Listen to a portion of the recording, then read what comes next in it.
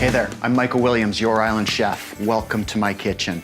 Today we got a bit of a special episode. We're gonna be featuring Power to Be and all the fantastic work they're doing.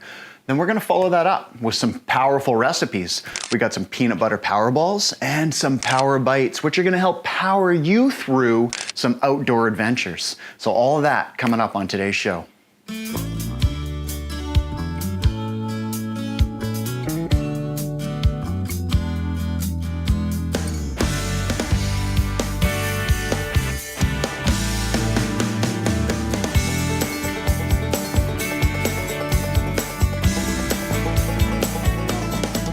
So, I'm just about to get set up to make some peanut butter power balls, our first recipe.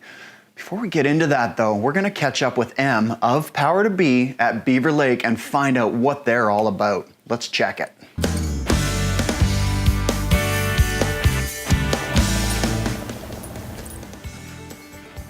Em. Morning, Michael. Hi. Nice to see you. You too. How's it going? Doing really well. Nice. I'm really excited to learn a little bit about Power to Be. Yeah. Well, we actually have our big fundraiser coming up, Power to Play, and we are standing at the start and finish line where it all happens. Right on. Yeah, I've seen the video. We're going to get to that in a little bit.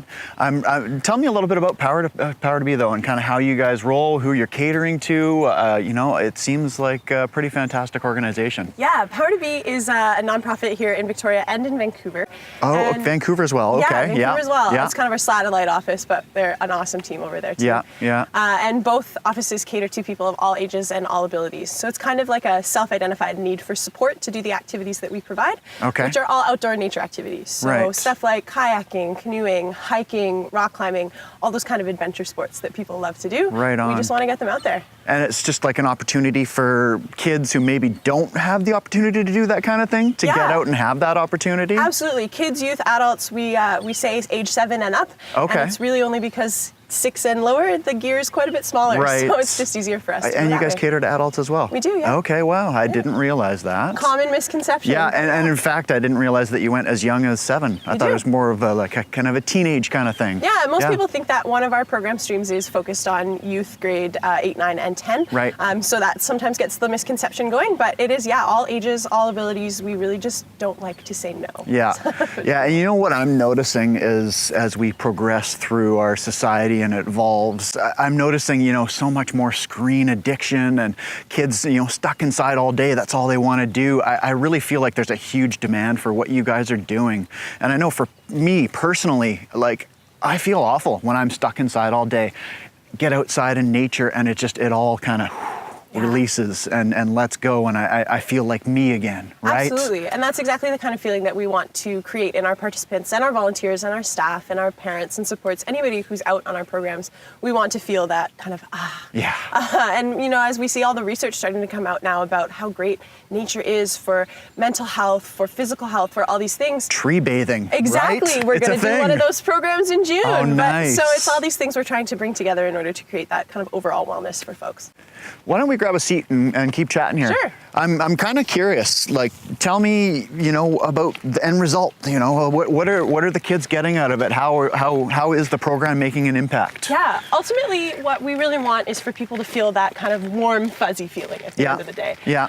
Feel like they've accomplished something. Feel like they've learned something new, and have skills that they can take out into the real world and make transferable into other aspects of what they're doing. Okay. So rock climbing, for example, is a great one. Yeah. Kids look at the wall and they think wow, there's no way I can get to the top of that wall.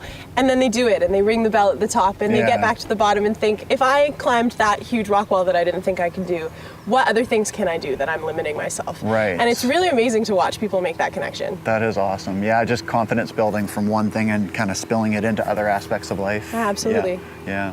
I imagine even just acceptance and being, welcomed into a group is a big part of what you guys offer. Huge, yeah. A lot of our participants come from places where they hear no a lot, or are on wait lists for programs that, really are struggling to find the right fit for folks. And for us to be a place that people can just come, we say all ages, all abilities, everyone belongs in nature. Yeah. It's very inclusive from the very outset. We have a principle called ACE that we bring into programs. So it's ACE, accept all abilities, challenge yourself, and encourage others. And those are really 3 major guiding philosophies of how we run our programs. That's awesome. Yeah.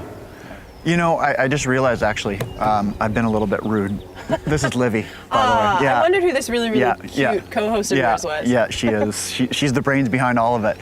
Now, I imagine the way you guys roll, fundraising, donations, that's, you know, a huge part of what you're doing, and you can't survive without it. Yeah, Am I right? Definitely not. There's another common misconception about Power to Be is that we get a lot of government funding. Right. And that's just not true right now. We do get some, but we try to rely on other methods of funding so that we can survive.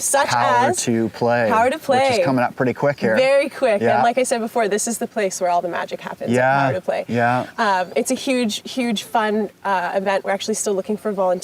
Okay. Which is a great way for volunteers to get involved in the organization. It's a huge adventure race built around teamwork and cooperation and all those fun things we bring to programs. Different corporations and groups around town will sign up and say, this is our team, and then they come out and go through the course. Yeah, corporate teams of 4, and I think there's usually 30 kind of challenges throughout here at Elk Beaver. Yeah. And they have to work their way through them, working as a team, and fundraising leading up to it as well. So there is fundraising goals. If you fundraise a certain amount of money, you get a skip token. You get to skip the challenge that's maybe the most frustrating or the most difficult, give you a little bit of an edge. But a huge event for us is Power to Play. Okay. So if an individual was interested in volunteering for Power to Play, how would they do that? They could do that really easily by going to the Power to Play website, power2play.ca. Yeah. And the sign up to volunteer there is on the webpage there, as well as to sign up to donate, to be a part of a team, to sign up your team. Perfect. It's all there. Yeah, and there's such thing as volunteer fundraising this year as well, which means that volunteers can fundraise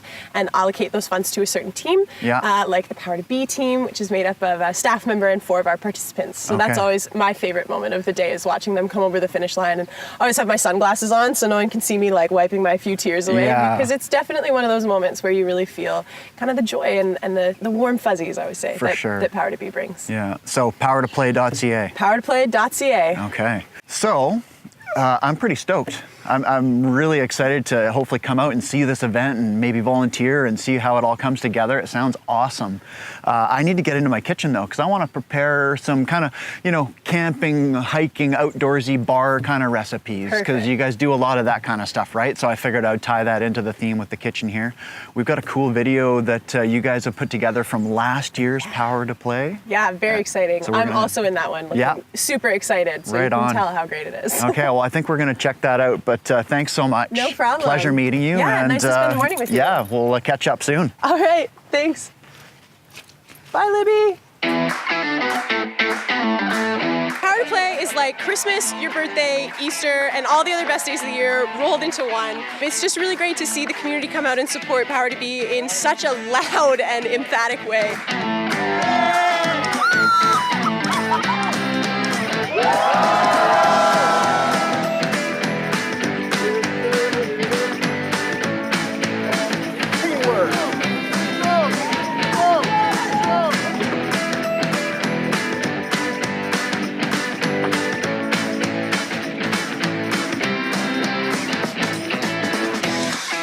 It was a blast. I never had so much fun, I think, in my whole life. Getting our team out together, great people, and it's supporting a great cause. This is just amazing. It's so inspirational and so impactful to get to be a part of every year. Power to Play! Power to Play! Power to Play!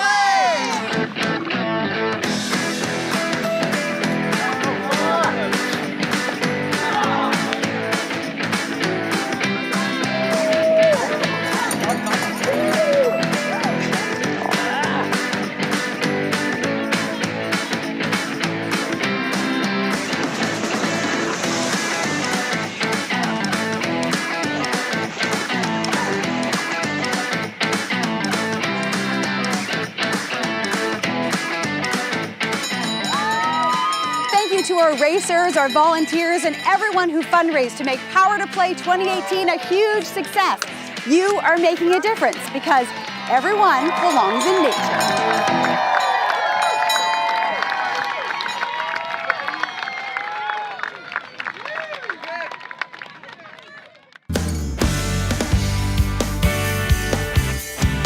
So, how cool is that? I love the work they're doing, love that they're getting kids outside, adults too. Fantastic. really, really happy to be talking about them and supporting them. Powertoplay.ca. Let's get into our peanut butter power balls.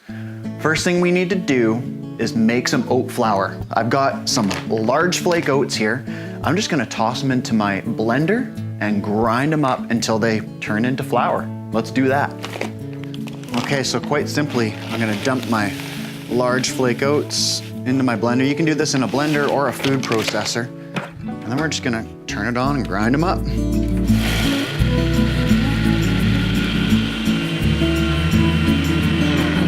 That's all there is to that. So that's how we make oat flour. Now, of course, you can buy oat flour, but you'll pay a premium for it. If you're good to go and make it yourself, this particular blender works really well with the kind of the way it keeps things rolling. Sometimes you might need to start and stop a little bit. Food processor also works, but you'll either need a food processor or a blender to do that. All right, so let's measure in a cup of this oat flour here. That should do the trick. So I've talked about this before. There's a hierarchy when it comes to oats, right? We got steel cut oats up at the top, the most nutritious, healthiest form of oats. Large flake oats are next. Quick oats are here, and instant oats right down at the bottom with your highly processed breakfast cereals. So the more processing, the less healthy they become. So steel cut is best. Large flake oats, I'm totally happy with, and they work well in this application. And that's where I kind of draw the line. I don't go anywhere below large flake oats. That's me. All right, so let's get our peanut butter in. All natural peanut butter. None of that, sweetened kind of, stuff with all the extra stuff. This is just peanuts and salt. That's it. There we go. We got a cup there.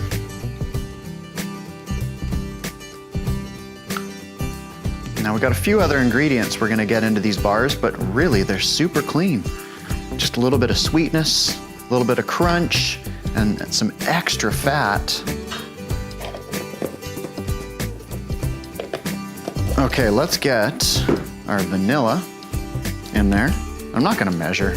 I don't usually measure. I don't like measuring. You can measure if you want. It's about a tablespoon. And we're gonna get some honey in there. I'm not gonna measure. Tablespoon, maybe 2. Now that should do the trick. And some of our chocolate Krispies here. Yum, yum. And I mentioned some other fat. I've got some ground flaxseed here. So what we're doing is just adding an additional layer to the fat profile of our balls here. I think I might have said bars earlier, but I meant balls because we're making balls. We're making balls, but we could easily turn this recipe into bars. And I'll talk more about that in a second. Let's just get this mixed up. Want to get everything nicely incorporated. Get that oat flour really worked into the peanut butter. Okay, so now that this is ready, what we're gonna do is melt down some chocolate and dip the balls. We're gonna form some balls and dip them in chocolate, get them coated, and that's how we're gonna make them. That's the last step. So let's get our chocolate chopped up here. We've got the good quality 70% here. So a good chocolate is a nice way to roll on this for sure. Okay, so let's get this chopped. Just want to get it broken up into like kind of chocolate chip size. So check it out. We got a pot with a little skim of water in it. The water is very gently simmering away. Put a bowl on top. Make sure the bowl is not touching the water, and then we can melt our chocolate.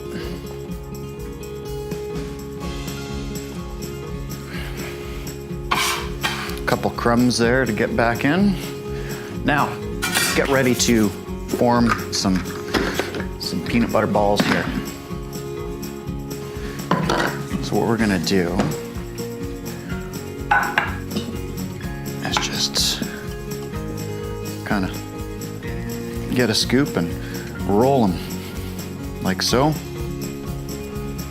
So try and keep them relatively consistent, but with that said, I guess you could make some bigger ones and smaller ones. You want to try and keep that ratio fairly consistent though, like, you know, I think that size is actually kind of perfect. That guy's maybe a little bit big.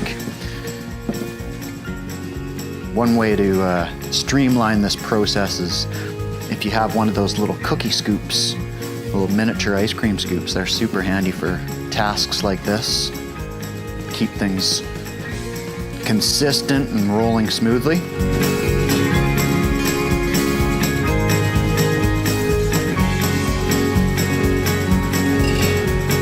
Sometimes it just takes a little bit of a squeeze and then a roll, squeeze and then a roll, just to get all the air out, because you don't want a big hole in the middle of it, because then it'll kind of fall apart on you. That's a bit too big, so I'm gonna take a little bit off.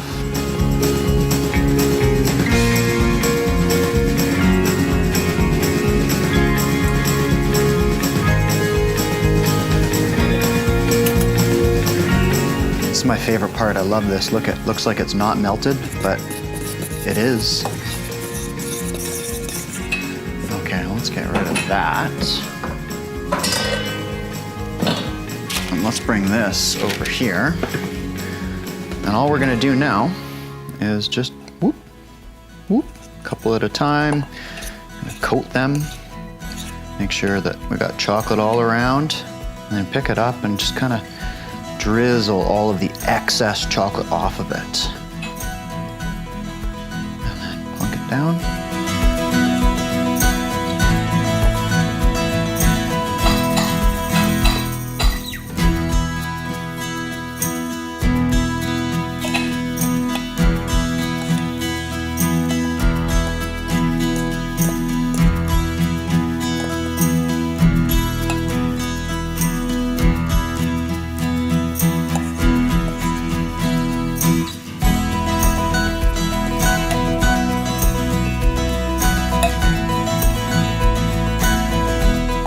So, I said that, you know, I thought I would have more than enough chocolate, but I'm actually running out here. I should have done that whole package. And that just means that we're done coating chocolate peanut butter balls at the moment. So, there we go. That's how we're gonna roll for the moment. These guys, you know, if I had nailed that tempered chocolate, they would have set up already, but they're still gonna take a little bit of time because it wasn't a good temper. That's fine, we'll just set them aside. You can put them in the fridge as well. If you're gonna get through them relatively quickly, they don't really need to be refrigerated once you get that chocolate set, but they're good to go in the fridge as well. So we're gonna chill these and move on to our next recipe, which is Power Bites. All right, so let's continue with our power recipes. We finished off our peanut butter power balls, power peanut butter balls. Now we're gonna make our Power Bites. And these guys, they're kind of like, you know, mini muffins, and they happen to be gluten-free if you wanna use some gluten-free oats. We're using oat flour here once again. And you can also make them vegan. We're gonna do a mix of butter and coconut oil in this, but you could just do all coconut oil if you wanted to go the vegan route. So, let's start off with our oat flour. Let's switcheroo here. So, 1.5 cups of our oat flour. And you do want to pack it down a little bit just to make sure it's not all fluffed out. So 1.5 cups.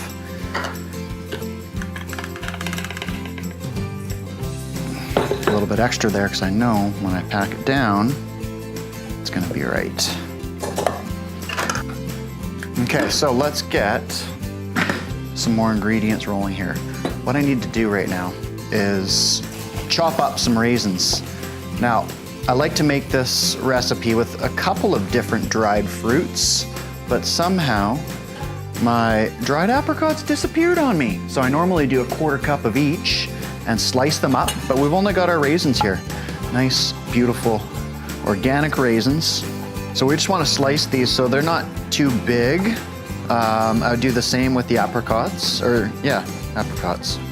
All right, let's go with 1/4 cups, continuing the theme. Sunflower seeds. Open up for me, baby. Flax seeds.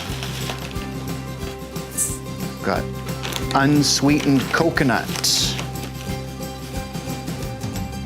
Okay, and just a half of a quarter cup, if you will, also known as 2 tablespoons of quinoa. Uncooked quinoa adds a really nice crunch.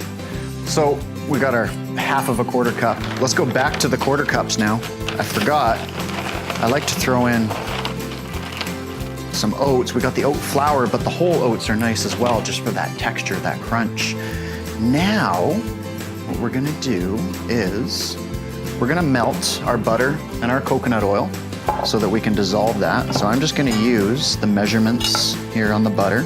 So in order to do that effectively, I need to unravel this a little bit and just make sure it's lined up, because as the butter gets packaged, these little measurement sticks get kind of distorted. So unravel it, line it up, and we're gonna go a quarter cup plus a little bit just to make sure we've got enough.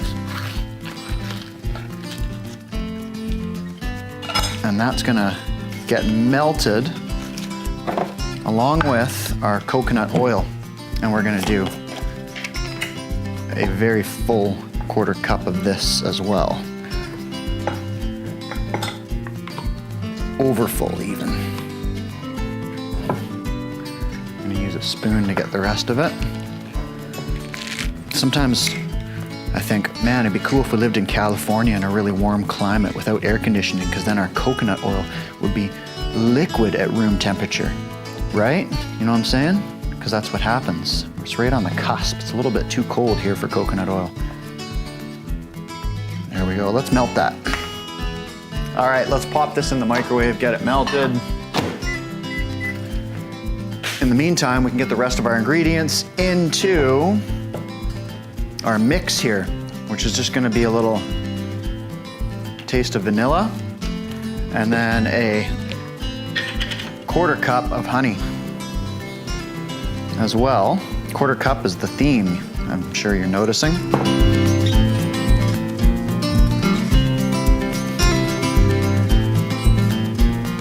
There we go. Perfect. Okay, just gotta wash up a sticky finger here. And we can get the rest of our ingredients into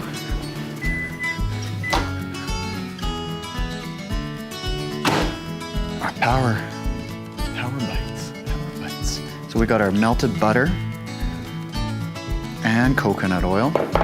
And again, you can absolutely do all coconut oil. Keep this vegan.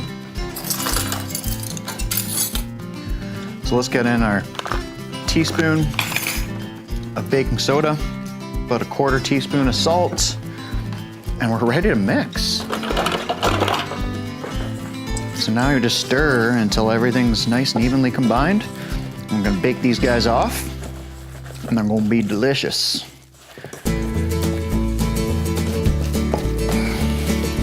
So that's it.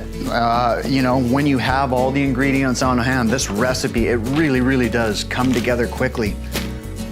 I've got this right here, pre-buttered, okay?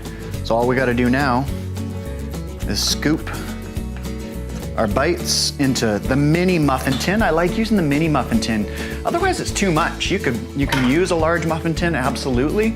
But for me, you know, just one, maybe 2 little ones is all it takes. I like to minimize my grain intake to some extent.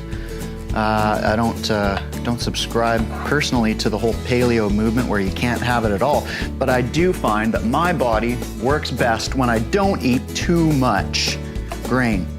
But I'm not rigid on it, absolutely not.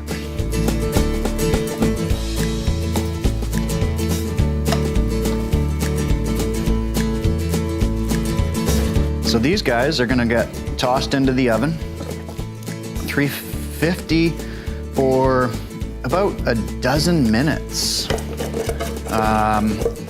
You can also try them at a bit of a lower temperature, like 325 for a little bit longer. I'm still kind of messing around actually to find the perfect cooking time, but 350 for about 12, 13 minutes. Works well. And they'll be ready soon. We're going to have a little tasting when we come back. So, we covered a lot of ground in this one, some fun stuff. Really, really excited about Power to Play, powertoplay.ca. If you're interested in volunteering, that's what they really need right now. Get out there. You saw the video. What a blast. How much fun would that be? And such a great cause. So, volunteer up, Power to Play. A couple of delicious power-focused recipes. We had our Power peanut butter balls. Love that. And of course, our Power Bites. So, a couple of different ways you can enjoy while maybe enjoying nature, getting your family out, go for a hike, and enjoy some of these Power recipes. You can catch both of these recipes, countrygrocer.com. They're both there for you, along with hundreds of others. Thanks for being with us, and see you next time.